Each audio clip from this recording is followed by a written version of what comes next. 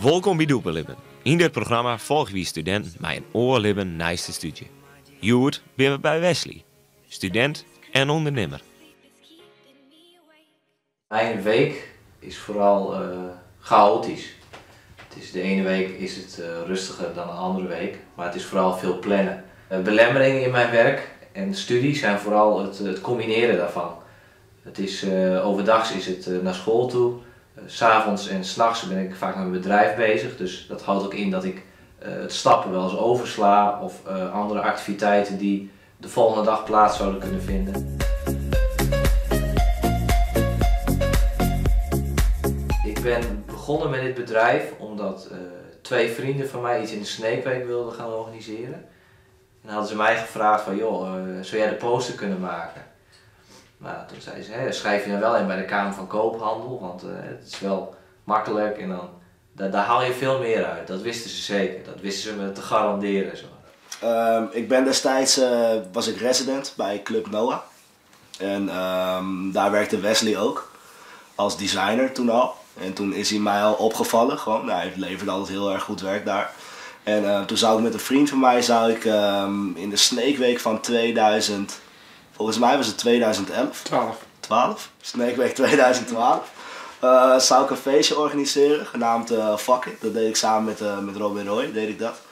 En toen heb ik hem gevraagd om daar het design voor te doen. Het is dan Sneekweek, dus ze wilden sowieso een reddingsboei en iets van een matroos of een kapitein, een pin-up girl wilden ze er sowieso in hebben. En voor de rest ben je eigenlijk altijd best wel vrij in wat je maakt. Zolang het maar kleurrijk is en opvalt vanaf de straat.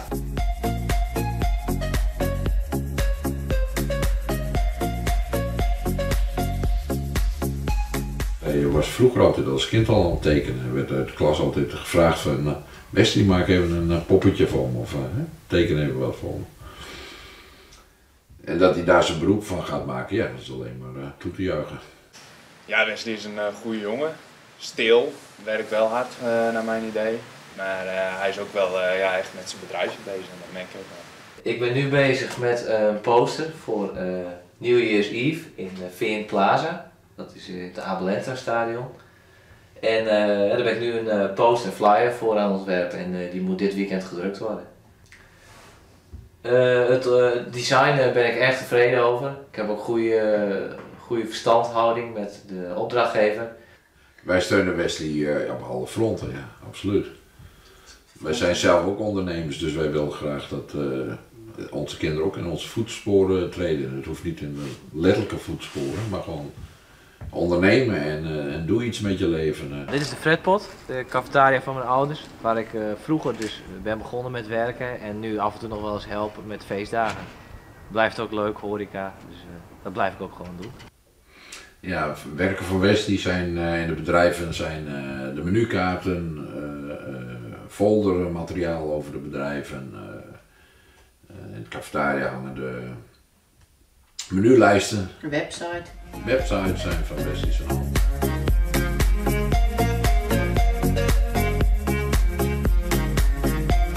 Ons idee om het stoelblad hier op de hoek neer te zetten. Ja. En weer in zwart of wit? Wat kan mooi zitten? Het liefst zwart. Mooi, hè? Nou meer van zwart.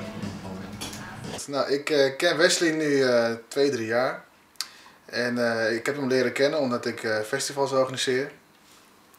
Onder andere Heavily Outdoor in Heerenveen. Beach Rockers Festival in Sint-Nicolaasga. Alles moet visueel worden overgebracht op de mensen. Nou, Wesley is daar voor mij een hele belangrijke schakel in. Het is wel handig als je iemand in je telefoon hebt staan die binnen een uur kan reageren en een product kan aanleveren. Ja, dat is mijn grote pluspunt van Wesley. Ja, mijn studie in combinatie met mijn bedrijf is eigenlijk ja, hartstikke mooi. Het is perfect. Via school word ik bijgeschoold. En wat ik op school gebruik, kan ik in de praktijk ook gebruiken. En andersom ook. Je merkt wel dat hij echt een bedrijf in naast heeft. Soms moet hij gewoon een keer op een afspraak komen waarbij we als projectgroep afspreken om ergens te werken. Maar ja, dat neem je dan maar voor lief, omdat hij heeft zijn eigen bedrijf en hij heeft natuurlijk ook daar afspraken. Op sommige momenten heb je wel eens afspraken met opdrachtgevers staan die echt niet op een ander moment kunnen. Ik probeer het wel zoveel mogelijk buitenschool te plannen, na schooltijd, in het weekend, vakanties. Ja, als het echt niet kan, dan gaat het soms wel eens even voor school. Ik vind het echt knap dat hij zoiets kan doen naast zijn studie. Projecten waar ik het meest trots op ben, dat hangt hier eigenlijk allemaal aan de muur. Dit jaar is dat begonnen met Heavily Outdoor in Heerenveen. En daar kreeg ik een telefoontje of ik daar de DTP voor wilde gaan doen. Dus een bannetje en alles voor op het terrein. En ook in de vooraankondiging, alles op Facebook en gewoon het hele pakket. Hij maakt eigenlijk alleen maar mooie en leuke dingen. En ook heel veel dingen die ook wel echt bekend zijn. Dan zie ik weer iets op Facebook en dan zie ik daar zijn naam weer bij staan. En dan denk ik, ja, dat is mijn broer.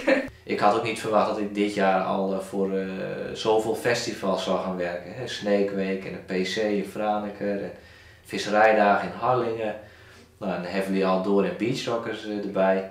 In 2011 heb ik samen met een vriend van mij zijn we Future Events hebben opgericht.